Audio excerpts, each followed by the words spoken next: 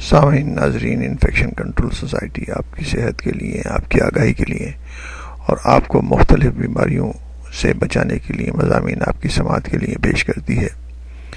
کچھ مضامین جو WHO ورلڈ ہیلتھ آرگنائزیشن کے دنوں کے مطابق پیش کیے جاتے ہیں، اس سے بھی آپ کی میڈیکل اور طبی معلومات میں اضافہ ہوتا ہے۔ ہم آپ کو الزائمر اور ڈیمنشیا کے بارے میں بتانا چاہیں گے، جو کہ سونامی کی صورت اختیار کر جائے گا اور اس کے کیسز مختلف انداز سے اور مختلف طریقوں سے بڑھتے ہی جا رہے ہیں۔ بین الاقوامی تنظیم الزائمر ڈیزیز انٹرنیشنل کے تحت ہر سال 21 سپٹمبر کو الزائمر کا عالمی یوم منایا جاتا ہے۔